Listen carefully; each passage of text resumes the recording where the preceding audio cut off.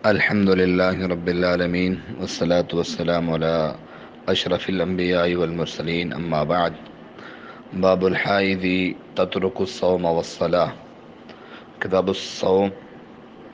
इमाम बुखारी रहमहुल्लाह बाब आंदो आहे हैद वारी औरत रोज़े खे ऐं निमाज़ खे छॾे ॾींदी। उन जे तहत हदीस नंबर 1951 बयान फरमाई अथनि। अबू सईद खुदरी रज़ी अल्लाह तआला अन्हु बयान कनि था, क़ाल नबी सल्लल्लाहु अलैहि वसल्लम अलैसा इज़ा हादत लम तुसल्ली व लम तुसम फ़ज़ालिक मिन नुक़सानि दीनिहा। छा जॾहिं औरत हाइज़ा थिए थी त हू निमाज़ ऐं रोज़े खे छॾे कोन थी ॾे। इहा ई वजह आहे हुनजे दीन में नुक़सान जी। यानी जॾहिं औरत हैज़ सां थिए थी, हैद अचे थो, माहवारी अचे थी, ऐं जॾहिं हू औरत खे त हूअ निमाज़ खे बि छॾे ॾिए थी ऐं रोज़े खे बि छॾे ॾिए थी। इहो हुनजे दीन जो नुक़सानु आहे। यानी औरत जी जेका नुक़सानु आहे दीन में, उहो इहा शइ आहे। हिन हदीस मां जेको मसइलो मालूम थिए थो उहो इहो आहे त जॾहिं औरत खे रमज़ान जे महीने जे अंदरि हैद अची वञे या रोज़े सां आहे, रोज़ो हैद अची वञे रोज़े जी हालत में, त उहा औरत निमाज़ खे बि छॾे ॾींदी, गॾो गॾु रोज़े खे बि छॾे ॾींदी। जहिड़े टाइम बि हुनखे हैद अची वञे थो उन टाइम हुनखे रोज़ो छॾिणो आहे, छो त हैद जी हालत में न का निमाज़ क़बूल आहे ऐं न ई रोज़ो क़बूल आहे। हुनजे मथां अल्लाह रब्बुल आलमीन निमाज़ खे माफ़ु कयो आहे ऐं रोज़े जी जेका आहे क़ज़ा रखी आहे। बाद में जॾहिं हू पाक ऐं साफ़ थींदी त हू रोज़े जी क़ज़ा ॾींदी।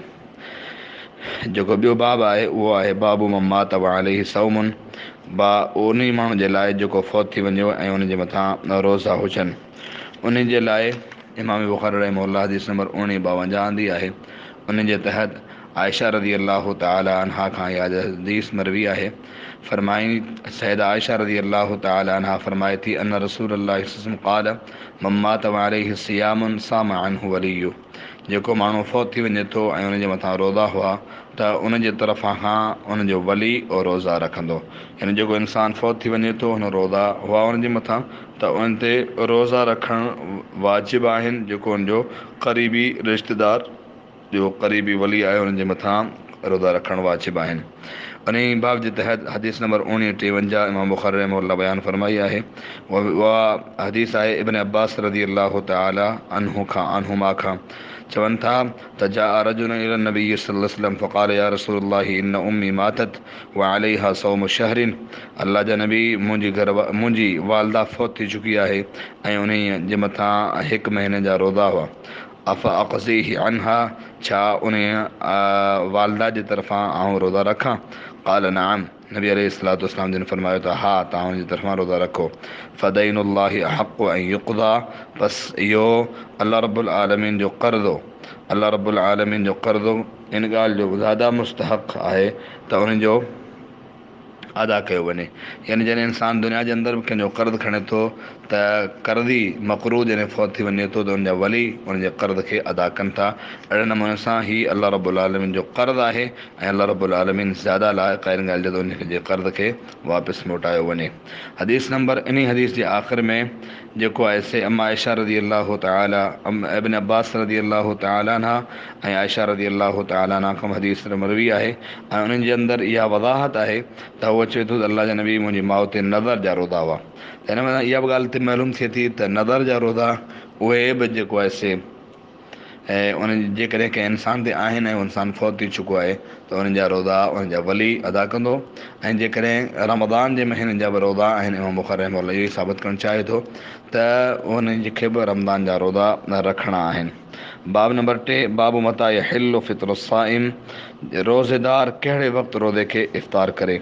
उन जे तहत हदीस नंबर 1954 आहे। सैयदना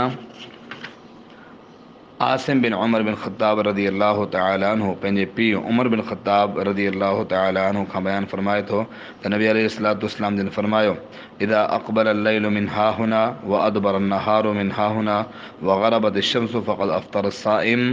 जॾहिं राति जी मशरिक़ जी तरफ़ां अची वञे ऐं ॾींहुं जेको आहे से मग़रिब जी तरफ़ हलियो वञे ऐं सूरज गुरूब थी वञे त उन वक़्तु रोज़े खे इफ़्तार कयो वञे। मालूम इहो थियो जॾहिं राति अची वञे ऐं ॾींहुं हलियो वञे त उन टाइम ते रोज़े खे इफ़्तार कयो वञे। यानी जीअं सूरज गुरूब थिए थो त रोज़े खे इफ़्तार कयो वञे।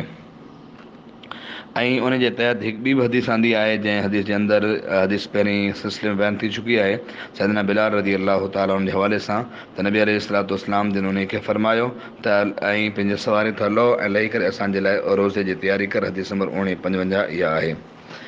त इन्हनि हदीसनि में इहा शइ मालूम थी त सभ खां पहिरियां जंहिं माण्हू ते, जंहिं